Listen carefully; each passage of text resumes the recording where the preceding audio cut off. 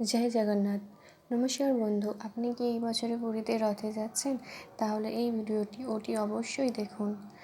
ব্যাগে বেশি জামা কাপড় নেবেন না। ব্যাগে যথাসম্ভব অল্প খুব প্রয়োজনীয় জিনিস ছাড়া নেবেন না।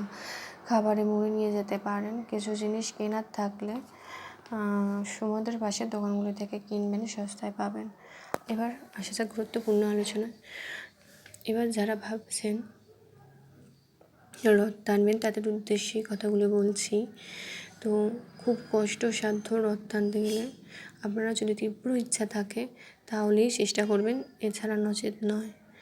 এবারে তার জন্যই আমি বলছি, আপনারা পারলে কোনো মন্দিরে চলে যান, সেখান থেকে রথের কাছে পৌঁছাতে অসুবিধা হবে না। ওটা বিকেলবেলার কথা বলছি, ওকে।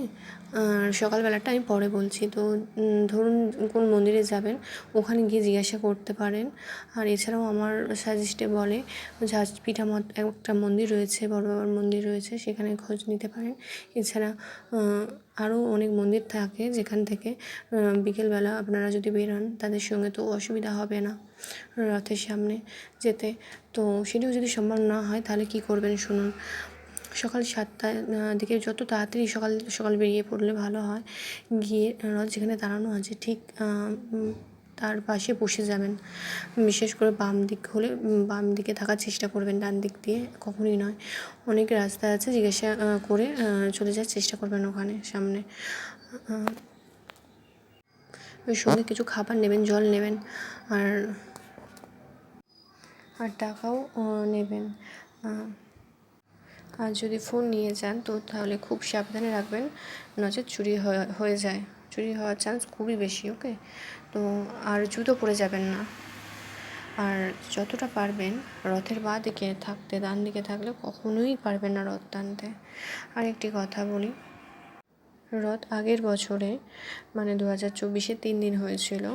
তো আপনারা জিজ্ঞাসা করে নেবেন রথ কদিন হবে। যদি আপনার হাতে সময় থাকে তাহলে আপনারা কী করবেন শুনুন, আমি বলছি।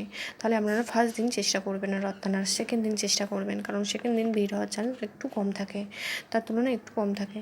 এবারে আপনারা কী করবেন, একটু বুদ্ধি করে একটু এগিয়ে যাবেন, আগের দিকে এগিয়ে যাবেন। এগিয়ে দেখবেন যতটা সম্ভব ফাঁকা থাকে, মানে অতটাও না, কিছুটা অন্তত ফাঁকা থাকে। আর গুরুত্বপূর্ণ বিষয় শুনুন, আপনার যদি শরীরে কোনো প্রবলেম থাকে, মানে হার্টের কোনো প্রবলেম থাকে বা নিঃশ্বাস প্রশ্বাসের কোনো প্রবলেম থাকে, তো একদমই চেষ্টা করবেন না, আপনাদের হাত জোর করে অনুরোধ করছি, একদমই চেষ্টা করবেন না। আর একটা কথা শুনুন, আপনি শারীরিকভাবে ফিট থাকলে তবেই চেষ্টা করবেন, নচেত অঘটন নিশ্চিত, একদম 100% নিশ্চিত। তো আমি অনুরোধ করছি, তো শারীরিকভাবে ফিট থাকলে তারপরেই আপনারা চেষ্টা করবেন। কারণ শুনুন, লক্ষ লক্ষ মানুষের ভিড়, অসুস্থ হয়ে অনেকে পড়ে যায়। আমার অভিজ্ঞতা থেকে আমি বলছি, অনেকে পড়ে যায়। তাই অনুরোধ করছি, তীব্র ইচ্ছা না থাকলে আপনারা চেষ্টা করবেন না, নাহলে দুর্ঘটনা নিশ্চিত। জয় জগন্নাথ।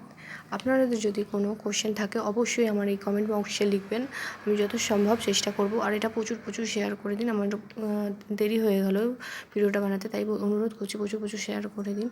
আর কোনো কোশ্চেন থাকলে অবশ্যই করবেন, আর কোনো ভুল হলে অবশ্যই ক্ষমা করে দেবেন। জয় জগন্নাথ।